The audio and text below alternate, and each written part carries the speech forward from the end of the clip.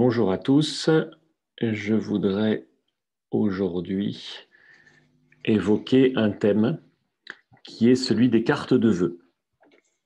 J'ai fait un chapitre dans mon livre parce que dans cette communication, parfois on est sur une communication qui est très institutionnelle, parfois on se dit on a un retour sur investissement qui est pas toujours au rendez-vous. Et d'un autre côté, on se dit, oui, mais les vœux, c'est pas du commercial, c'est aussi une tradition, mais l'un n'empêche pas l'autre. Et je trouvais aussi intéressant de vous faire part d'une observation qu'on peut avoir sur un certain nombre d'années. En voyant l'évolution des cartes de vœux, ça peut donner des idées sur qu'est-ce qui se fait à une époque, mais parfois les époques, comme dans la mode, il peut y avoir un éternel recommencement. Et le benchmarking de 27 années me paraît aussi un élément qui peut être intéressant pour certains d'entre vous. Et je m'adresse bien sûr bien plus particulièrement aux hôteliers et aux restaurateurs. Évolution de ces 27 années, on commence en 94. On commence en 94 avec une carte de vœux très traditionnelle, avec un visuel classique d'un établissement. Et au niveau du texte, on commence à retrouver des offres commerciales. Donc toutes celles qui sont avant 94, je ne vous les ai pas mises parce qu'en fait, je ne les ai pas conservées parce qu'elles étaient, je trouve, très, très plan-plan. Et en 94 apparaît le passeport privilège, donc, qui a été créé par le groupement Estérel Côte d'Azur, donc, que j'ai créé avec 14 confrères. Et donc, on met en avant ce passeport privilège, on met en avant la destination et on commence à mettre aussi des offres qui sont des offres commerciales. 95, on est sur une carte qui est plus classique parce que 95 est une date anniversaire. Donc, à partir du moment où il y a une date anniversaire, quelque chose d'historique, la carte va être différente. Et en fait, un des moyens d'illustrer, c'était de se servir aussi de quelques pages du livre d'or qui nous permettaient justement de communiquer sur cet événement. 96, alors c'est intéressant à double titre. Le premier, c'est qu'on commence à véhiculer des valeurs. Voilà, on commence à voir le côté accueil, le côté tradition. Et ensuite, on a aussi des personnalisations différentes. Voilà, on met le nom et les prénoms des propriétaires, des dirigeants, des gens qui vont accueillir les clients. Et donc ça, c'est un premier virage. Année 98, donc là aussi, message à faire passer, une rénovation qui vient d'être terminée. Et également, on commence à voir la partie signature. Voilà, donc le développement aussi de la personnalisation est aussi un élément qui est important. En 99, année du passage à l'euro, pour ceux qui s'en souviennent, voilà, beaucoup de craintes à ce moment-là. On était à la fois sur le passage à l'euro, le passage en l'an 2000, donc on était sur beaucoup d'interrogations, et notamment la peur que les prix flambent, la peur que ça se marche plus comme avant, qu'on perde sa personnalité, donc un message qui se voulait rassurant aussi. En 2000, voilà, donc on est sur un chiffre rond, il faut qu'on donne une symbolique, quelque chose de différent, qui ait un sens, et donc on s'est dit, eh bien ce sera l'année de l'environnement. On a mis en place justement un programme environnement sur lequel on a eu la chance d'ailleurs d'être primé en 2003 par un Hospitality Award.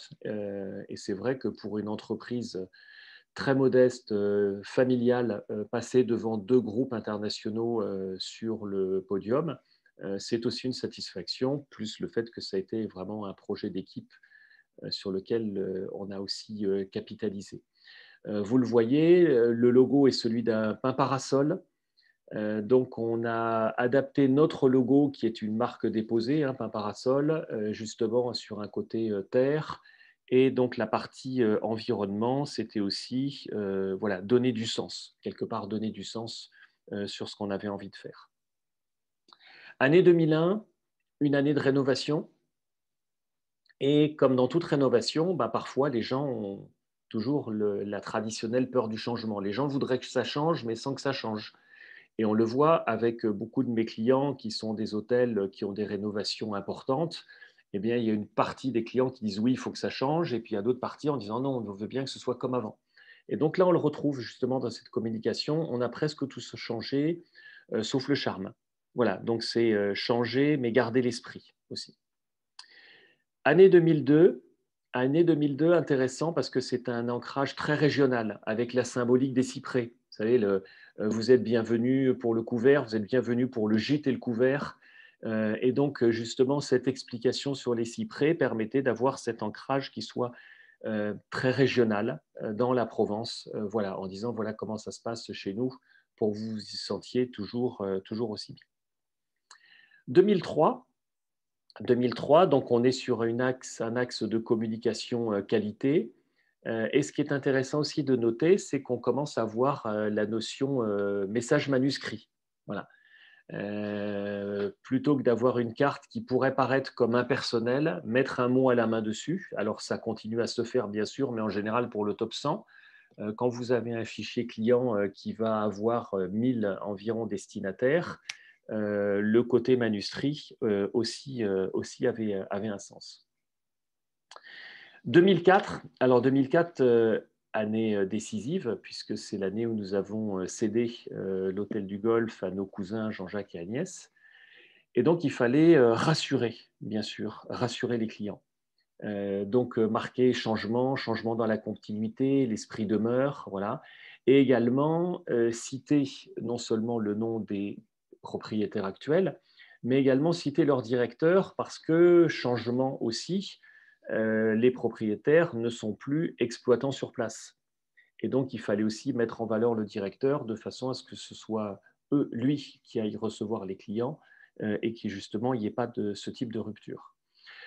Pour les personnes qui seraient intéressées, je ne le mets pas évidemment à l'écran, j'ai pour le top 100 de mes clients envoyé également un message, voilà, pour expliquer en fait pourquoi on avait cédé, ce qu'on allait faire, voilà, des éléments qui sont beaucoup plus personnels.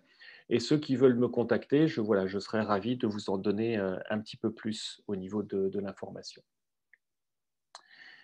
2009, donc 2009, changement d'activité. Bien évidemment, il y a eu des cartes de vœux entre-temps, mais celle-là, pour moi, aussi a un intérêt, puisqu'on est sur une communication du développement à l'international avec mon associée, Elisabeth, donc, qui avait créé cette société en 96, qui avait déjà une forte connotation régionale et nationale. Et donc, nous avons voulu donner de nouveaux horizons. Et donc, on communique justement sur ce développement avec une antenne à Paris, une antenne au Portugal et une antenne également au Maroc. En 2010, on commence à avoir aussi les slogans qui commencent à arriver. Voilà. Les phrases style la confiance en soi, la confiance en l'autre, voilà, pour réussir aussi ensemble. Symbolique entre un texte, symbolique aussi entre une image, et également sur un message à passer. Voilà. Et on remarque également que voilà, dans la communication, le côté international est aussi développé, puisqu'on retrouve aussi les adresses. 2011, on est sur le même chemin. Voilà, on commence à toujours avoir ces slogans. Et 2016, 2016, un grand moment. Voilà, un grand moment parce que c'est à la fois l'apparition des citations et pour moi, c'est aussi une double symbolique. Il faut savoir qu'en 2015, nous avons fait l'accompagnement à la réouverture du Ritz, qui a été appelée la prépa Ritz. Et dans cette prépa Ritz, on avait axé toute notre formation des 650 salariés de cet hôtel sur l'émotion. Voilà. Et donc, à la fois, on était imprégné, c'est quelque chose auquel on croyait, donc on a voulu aussi communiquer sur le thème de l'émotion, chercher une citation qui soit aussi dans cette thématique. Et grand moment, pendant cette prépa Ritz, Monsieur Bakary, qui est C'était un employé du stewarding. Pour les non-initiés, c'est la plonge dans les cuisines, et qui m'a remis un dessin. Et c'était un grand moment d'émotion parce que cette personne m'a presque fait pleurer tellement j'étais ému lorsque j'ai reçu ce dessin. Voilà, donc c'est aussi double symbolique. 2017, 2017, on commence à trouver le thème de la passion.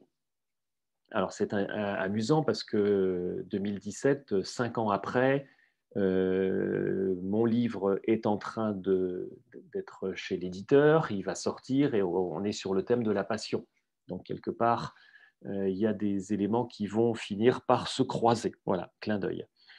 2018, 2018, c'est aussi un clin d'œil. Il y a une citation qui est chère à un de mes clients, voilà, pour lequel j'ai fait beaucoup d'accompagnement aux ouvertures sur des châteaux, sur des hôtels, sur des maisons. Donc, on est vraiment dans le charme. Et c'est aussi quelque chose qui me correspond. Voilà, l'esprit casanier, l'instinct voyageur. Et donc, je trouvais que c'était aussi quelque chose d'intéressant. Et à ce moment-là, j'ai voulu aussi mettre en valeur mes clients.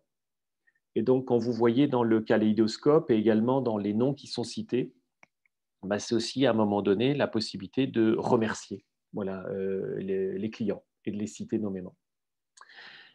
2019, alors 2019, on est sur un teasing. Voilà, parce que 2019, voilà, il y a des programmes, il y a des nouvelles choses qui se préparent dans ma société de formation, et donc je voulais donner envie aux gens aussi d'en savoir plus. 2020, alors 2020, on est à la fois sur la passion, on est à la fois sur l'histoire, on est à la fois sur les générations. Voilà, donc tout cela, en fait, c'est ce qui va consister ce qu'on dit communément mon ADN ici. Et donc, c'est un élément que je voulais également communiquer.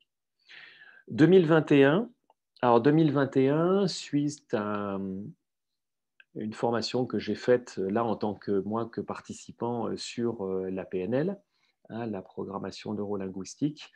J'ai adoré cette formation. Elle m'a permis voilà, d'avoir beaucoup plus d'idées qui me permettent aussi d'être plus riche, plus fort dans le développement que je veux accompagner aussi sur les autres. Et cette phrase « Soyez le changement que vous voulez voir dans le monde » du Mahatma Gandhi, voilà, me paraissait aussi d'être d'actualité. Et en même temps, annoncer que justement les deux cabinets, que ce soit BP Consulting ou Percepied Conseil, voilà, viennent d'obtenir la certification Calliope. Voilà. Le reste, vous retrouverez beaucoup d'éléments dans le livre qui devrait sortir, je l'espère, ce mois-ci. Et puis, je vous dis donc à très bientôt pour de nouvelles aventures. Merci, à bientôt.